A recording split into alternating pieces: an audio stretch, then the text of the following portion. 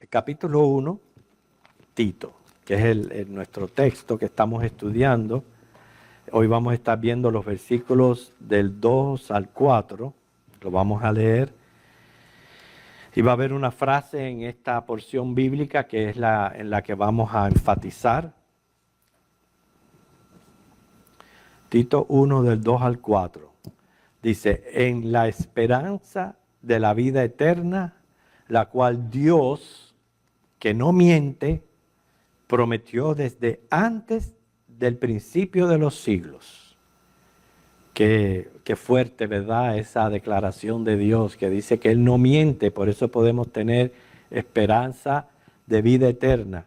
Y a su debido tiempo manifestó su palabra por medio de la predicación que me fue encomendada por mandato de Dios, nuestro Salvador. A Tito, verdadero hijo en la común fe, gracia, misericordia y paz de Dios Padre y del Señor Jesucristo, nuestro Salvador. Según los temas anteriores que ya estudiamos, ¿verdad? La fe de los escogidos y también el conocimiento de la verdad, Pablo continúa como si estuviera hilvanando temas relacionados a la doctrina de la salvación, algo que es pero muy importante para nosotros, y lo presenta de manera esperanzadora, de vida eterna y de total seguridad. Porque la seguridad, hermano, elimina del ser humano todo temor, toda confusión, nos da paz. Creo que vivimos aquí en un país donde se requiere seguro para todo, ¿no es cierto? Que si seguro de vida, que si seguro médico, de auto, de casa, seguros para seguros. Imagínense, yo no tengo ni tíos ni tías y todos los años me aumentan las primas. Pero de todos los seguros que usted pueda tener o pueda esperar, yo pienso que la seguridad de la salvación es lo más importante. ¿Por qué? Porque estamos aquí hablando del destino eterno de nuestra alma.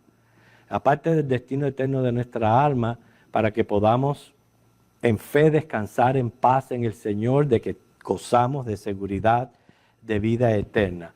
¿Por qué decimos esto? Porque, créanlo, no hay creyentes que creen que una persona puede perder la salvación. Los hay. Y eso viene a ser una influencia, una tendencia totalmente arminiana. Y hermano, las tendencias no resultan por sí solas.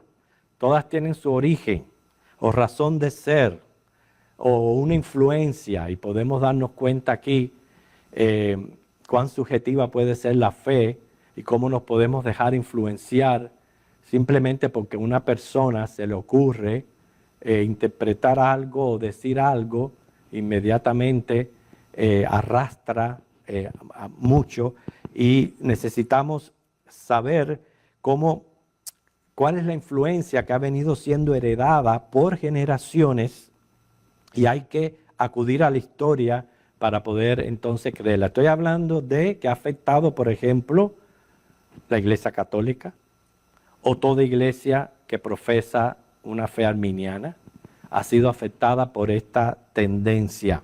Ya estamos a 2000 años de historia cristiana y estas tendencias continúan aún en denominaciones que se proclaman ser cristianas. Ya no hablo de sectas, sino denominaciones cristianas.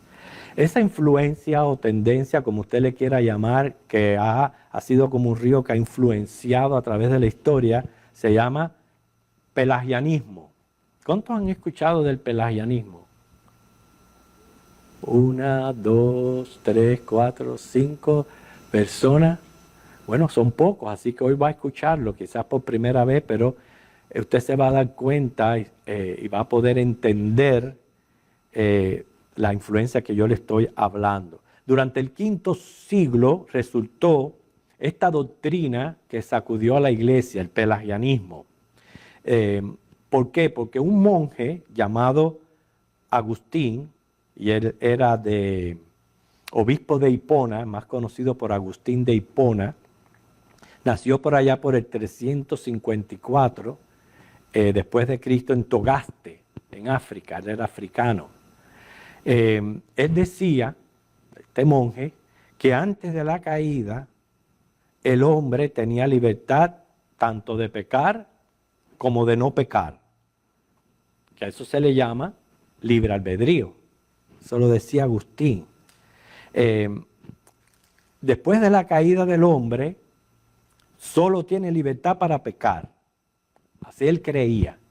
Antes podía hacer una o otra cosa, pero después de la caída solo podía pecar. Y por eso es que él hace una oración que fue la que despertó controversias, porque él dijo algo así: Dios, danos lo que necesitamos para poder cumplir con lo que nos mandas. Esa fue su oración. Danos lo que necesitamos para poder cumplir con lo que nos mandas. O sea, en otras palabras, no podemos hacer lo que Dios nos pide si Él mismo no nos va a poder para poderlo llevar a cabo. Entonces, Pelagio, que era un monje inglés, no estuvo de acuerdo con esta oración.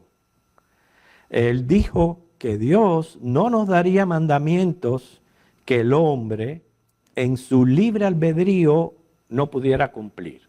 O sea, él no podía concebir esta idea de Agustín de Hipona. Que el pecado no había afectado al hombre hasta el punto que no pudiera hacer nada que satisface a Dios. Que nadie había sido contaminado con la caída, que nadie nacía en pecado. O sea, que un bebé venía a ser como una hoja de papel en blanco, que cada cual escribe sobre la misma, y que era capaz tanto de obedecer y agradar a Dios. Por eso es que de toda esta controversia surge otra pregunta. ¿Necesita el hombre gracia para poder pararse justificado delante de Dios? ¿Necesitamos gracia nosotros para ser justificados delante de Dios? Bueno, pues él decía, Pelagio decía, no. Aunque la ayuda de Dios se aprecia, miren la mentalidad de este hombre, aunque la ayuda de Dios se aprecia, no es absolutamente necesaria.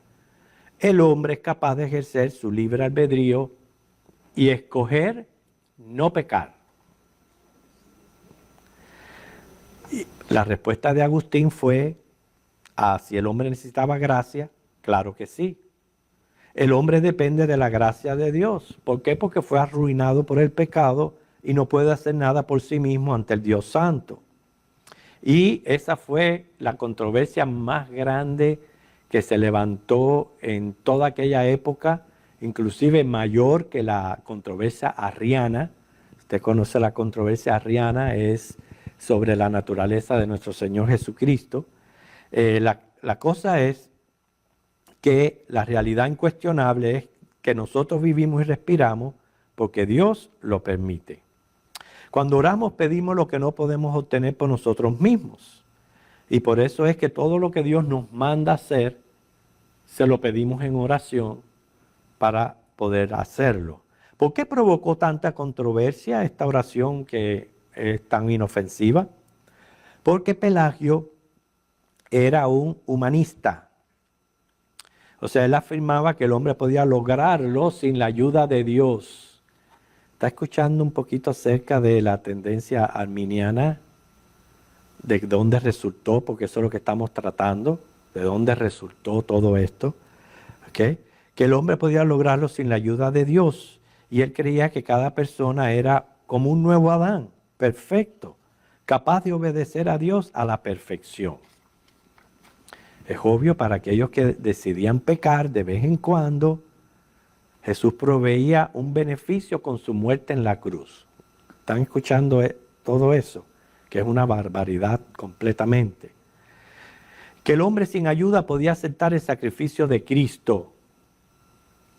Y que recuerden que una de las cosas que practica el arminianismo es que ya Cristo lo hizo todo en la cruz. Ahora es el hombre quien tiene que reaccionar por sí mismo a aceptar a Cristo y recibir a Cristo como Salvador, y que eso depende también de cómo y cuánto nosotros evangelizamos. Ven que todo el énfasis se pone en el hombre, en lo que el hombre es capaz de hacer, y se desentienden completamente de Dios. O sea que el hombre podía usar su propia inteligencia y libre albedrío y escoger a Cristo sin necesidad de ayuda externa. O sea que cada uno nacía con la misma capacidad de Adán. Pelagio se atrevió a decir que había quienes nunca habían cometido pecado. Si eso es así, entonces, ¿por qué murieron? ¿Verdad? Bueno, él decía que pecar o no pecar, de todas maneras los hombres iban a morir. Que nada tenía que ver con pecar.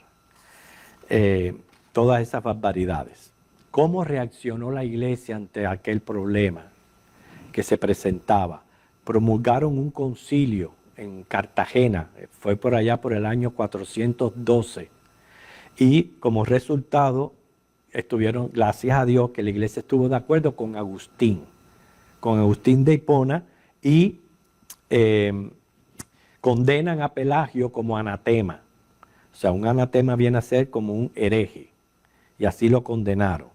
Acordaron que el hombre no regenerado, si no interviene Dios, siempre va a escoger el mal sobre el bien. Y eso es una verdad bíblica. Si leemos Romanos capítulo 3, del 10 al 20, vemos esta verdad, que si el Espíritu Santo no interviene y nos usa a nosotros como instrumentos, porque eso es cierto, que el Espíritu Santo podemos ser uno de sus instrumentos o métodos que Dios usa para llevar a un hombre al conocimiento del Evangelio. Y una vez que Dios lleva a ese hombre al conocimiento del Evangelio, obviamente el hombre decide, pero el hombre no puede decidir ni venir a Cristo si Él no lo trae. No solamente por la condición que vamos a leer, sino que el mismo Jesús dijo, nadie viene a mí si el Padre no lo trae. Entonces, dice Romanos 3:10, como está escrito, no hay justo ni aun uno, no hay quien entienda, no hay quien busque a Dios. Todos se desviaron a una, se hicieron inútiles. No hay quien haga lo bueno, no hay ni siquiera uno. Sepulcro abierto es su garganta, con su lengua engaña. Veneno de áspides hay debajo de sus labios. Su boca está llena de maldición y de amargura. Sus pies se apresuran para derramar sangre. Quebranto y desventura hay en sus caminos y no conocieron camino de paz. Esa es la realidad del hombre sin Cristo. Y por eso es que necesita Dios intervenir para traerlo a los pies de nuestro Señor Jesucristo. O sea que a pesar de que la iglesia ya había adoptado en tiempos atrás las enseñanzas de Agustín y había condenado a Pelagio de anatema, un obispo romano llamado con Z, Zósimos, condenó el concilio de Cartagena por decir que Pelagio era un anatema. Y es por eso que llevó a muchos papas a adoptar tendencias pelagianistas, creer en la propia justificación, que es una doctrina que domina el pensamiento católico hasta hoy, que vive apartado de la doctrina de la gracia, creyendo ser salvo por guardar los sacramentos. ¿Ahora entienden esta tendencia pelagianista? ¿Cómo afectó la Iglesia Católica? Que sí, ellos profesan a un Cristo muerto, e inclusive la resurrección, pero siguen basándose en su propia justificación, guardando los sacramentos católicos. Esa es una tendencia pelagianista.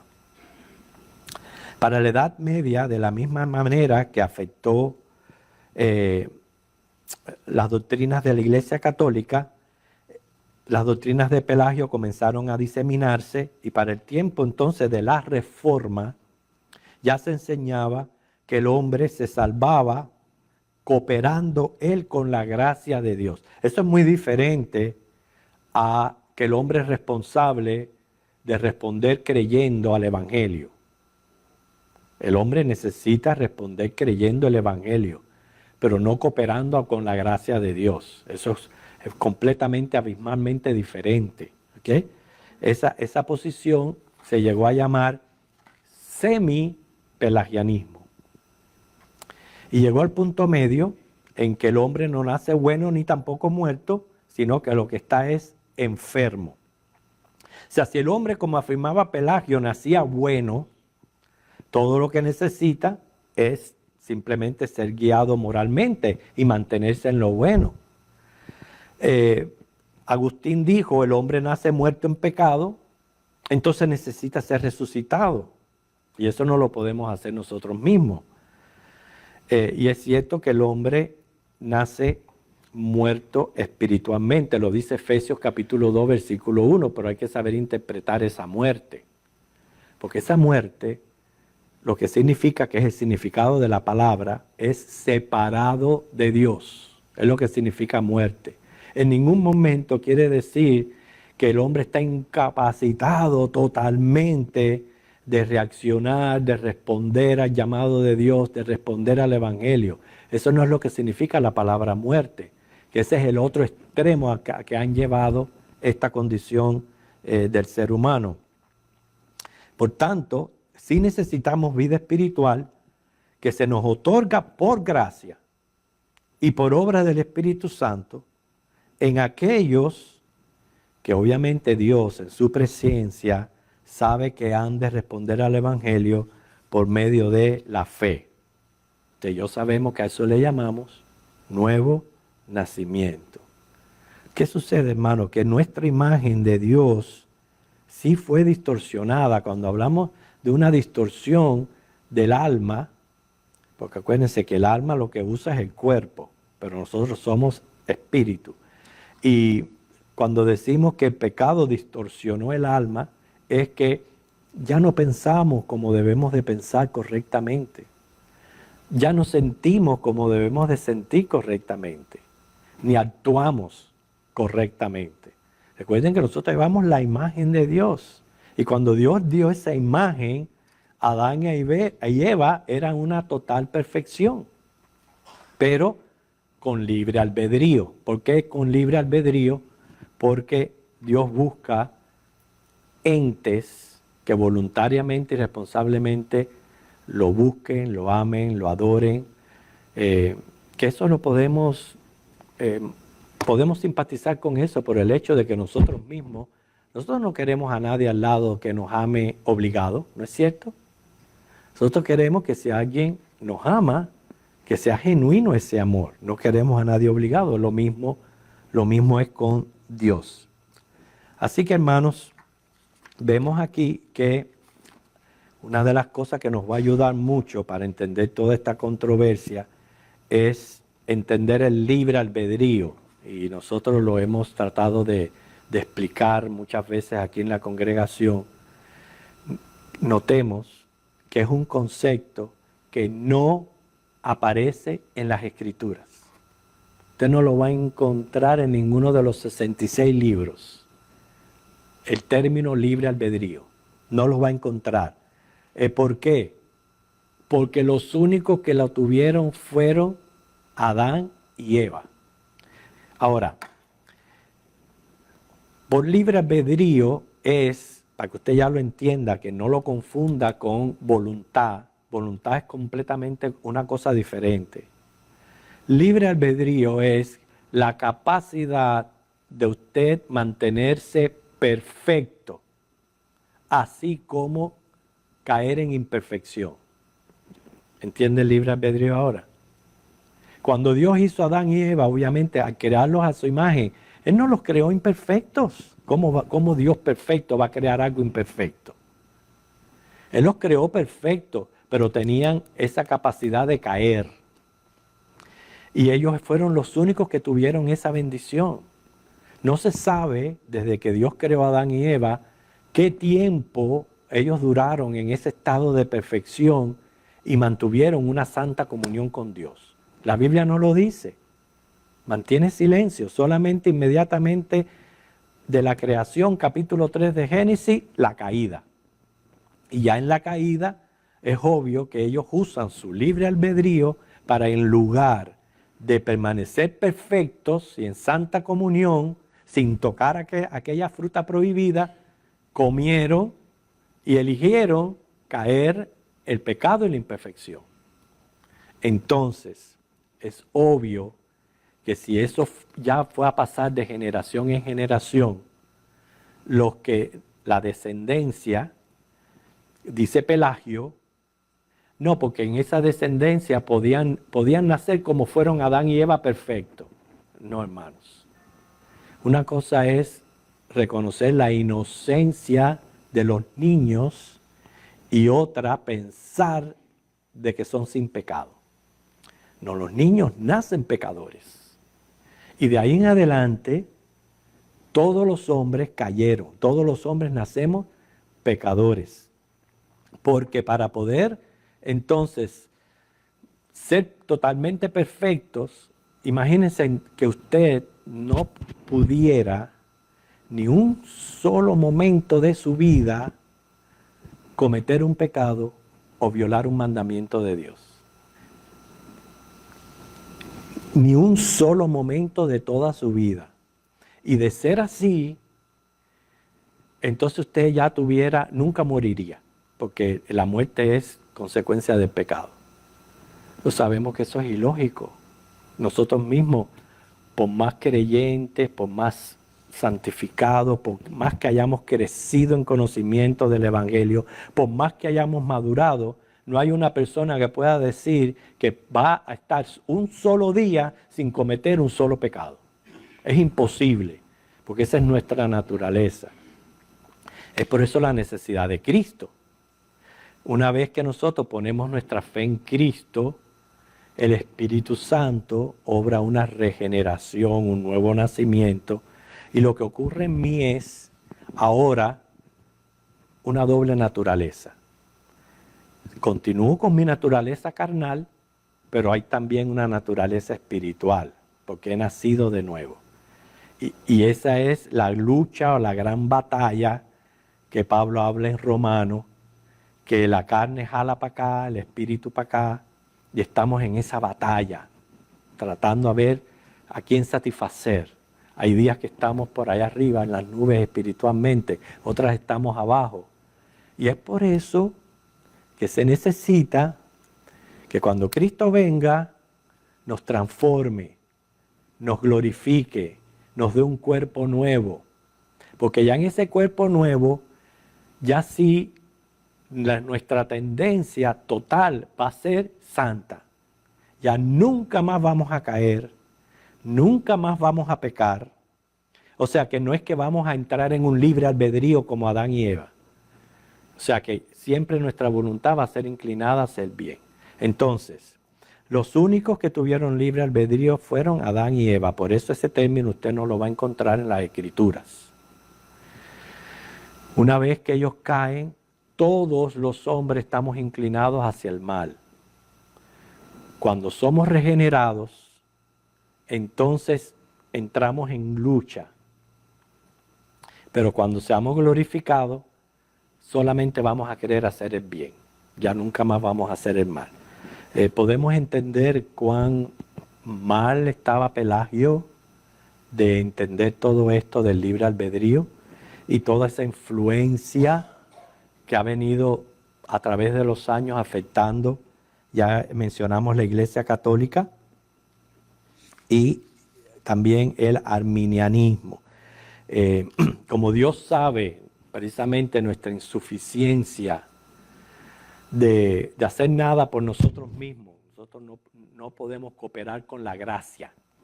Eso es imposible, cooperar con la gracia de Dios. Como nosotros no podemos hacer nada por nosotros mismos, fue que Dios envió a Jesucristo a pagar el pecado, a pagar la muerte, a pagar el castigo, y establece que todo aquel que en Él cree, entonces va a ser salvo por la gracia de Dios. No por mi gracia, no por cuán bueno yo soy, no porque llevo 40 años en el Evangelio, no por las cosas que yo hago para el Señor en la iglesia. Nada de eso a mí me va a salvar. A mí solamente me salva mi fe en la gracia de Cristo. ¿Ok? Y eso es lo que nosotros pues profesamos. Entonces, de todo esto surgió el arminianismo. Su promotor fue Jacobo Arminio. ¿Por qué estoy mencionando el arminianismo? Porque es el fundamento de las denominaciones que profesan que la salvación se pierde.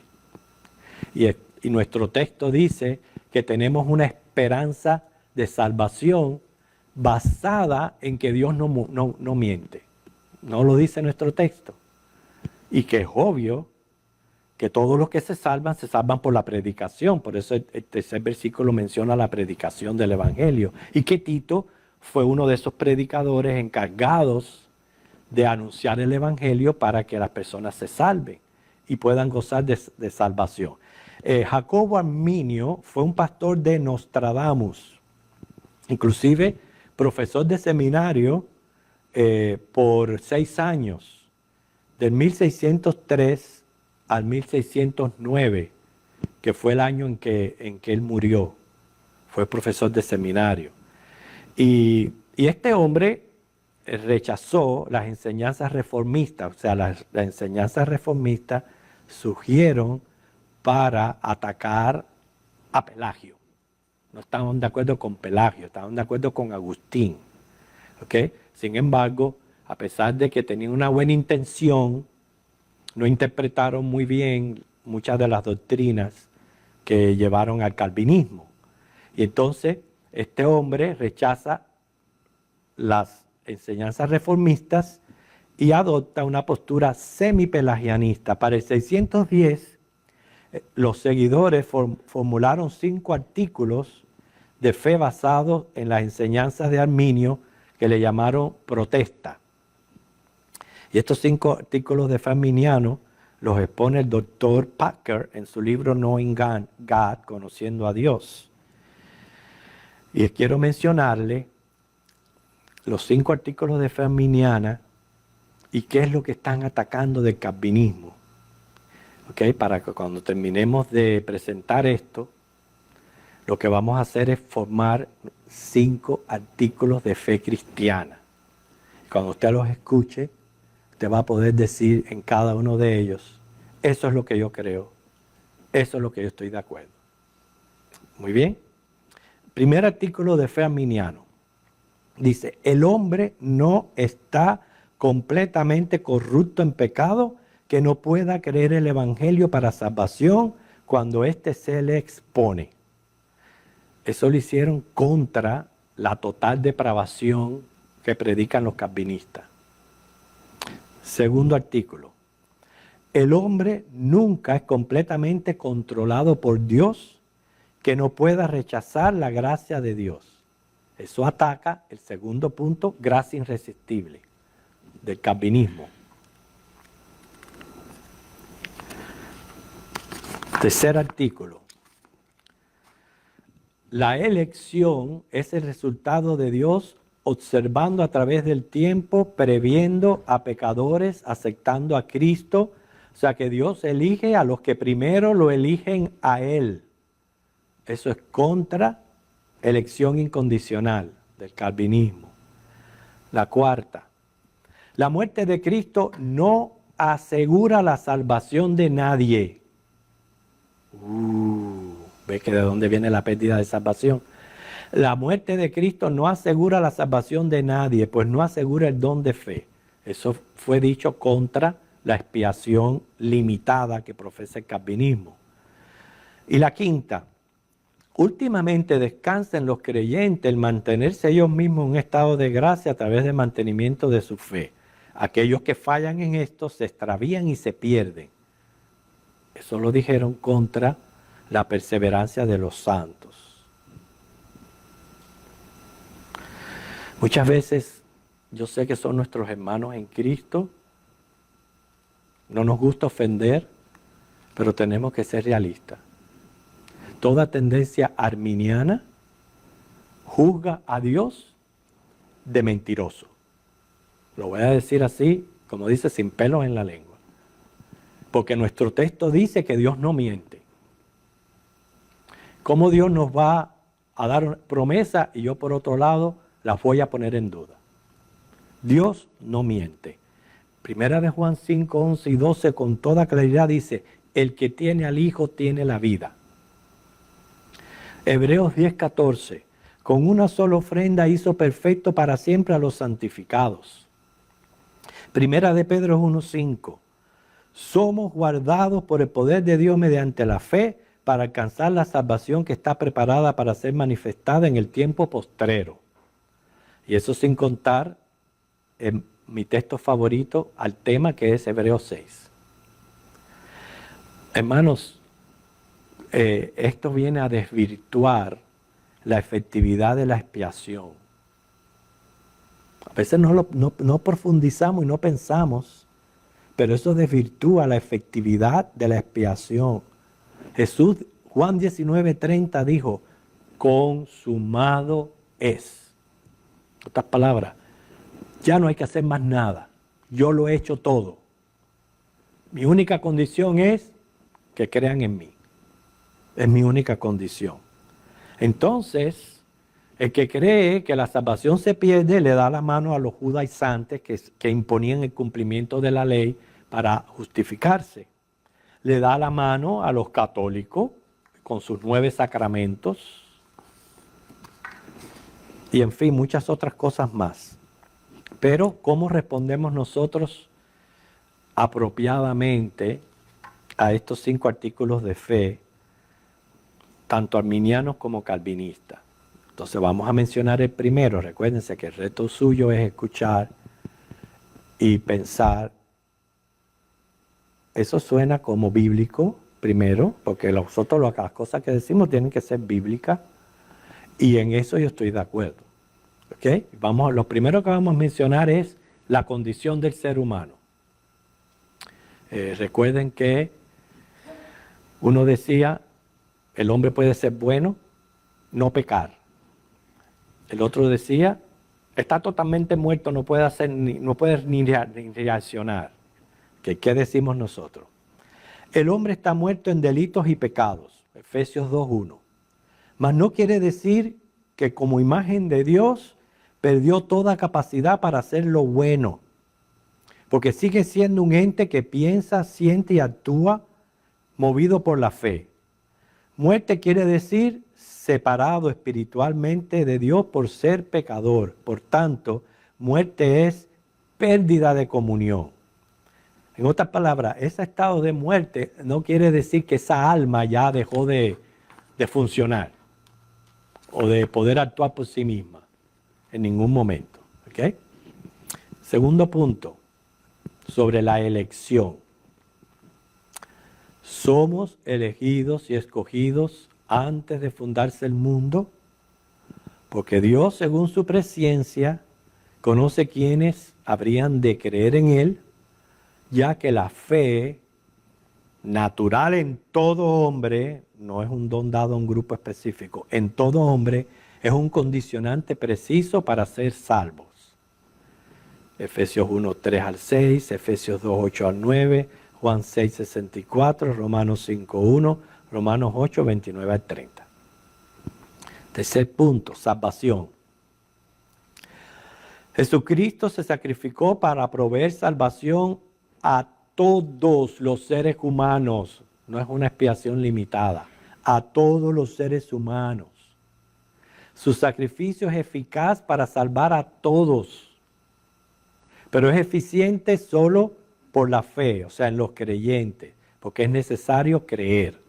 Juan 3:16, Hebreos 10:10, Romanos 5:8. Porque Dios nos ama a todos. Y Él desea la salvación de todos. Primera de Timoteo 2, del 3 al 4 y segunda de Pedro 2:1. En cuanto a la gracia, no somos ni bayonetas, ni títeres, ni roboces, sino que Dios soberanamente, y eso es que se respeta a sí mismo, Él nos hizo entes volitivos, para que libremente, no libre albedrío, ya dijimos que eso es muy diferente a voluntad, para que libremente, con el pleno uso de nuestras facultades mentales, emotivas y volitivas, recibamos su gracia, lo cual es recibir a Cristo, un regalo que se recibe por medio de la fe, capacidad de todo ser humano para creer. Muchos resisten esta gracia, por eso, a pesar de que sean llamados, dice la palabra que son pocos los escogidos. Juan 1, 11 al 12, Mateo 20, 16, Hebreos 10, 29. Y el último punto, perseverancia. Al escuchar el Evangelio y creer, somos sellados. Y una vez sellados, guardados por el poder de Dios para alcanzar la salvación. Por tanto, una vez regenerados o nacidos de nuevo, el cristiano persevera en fe y su salvación es segura, jamás la pierde, porque está basada en la gracia de Dios, la obra del Espíritu Santo y su promesa, que Dios no miente. O sea que podemos resaltar aquí dos razones. No se puede perder lo que nunca se tuvo y se puede perder lo que se tiene, pero no cuando uno es guardado por el poder de Dios. Efesios 1, 13, 1 de Pedro 1, 3 al 9, Hebreos 6, 10, 17 al 19, 1 de Juan 5, del 11 al 12, Filipenses 1, 6, Titos 1, 2.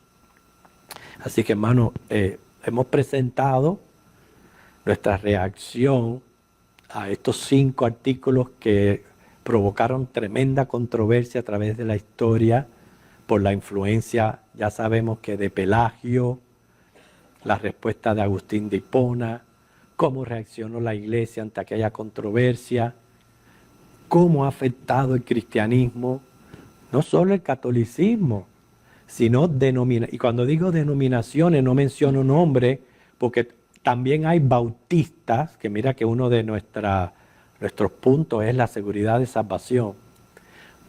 Algunos bautistas tienen tendencias arminianas. Por eso es que no menciono denominación alguna, es simplemente la manera de creer.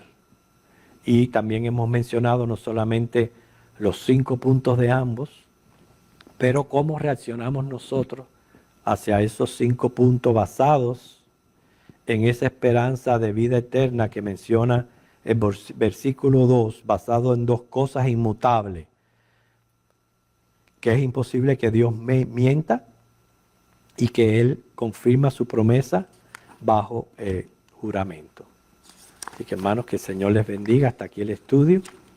La semana que viene vamos a continuar con el estudio de Tito.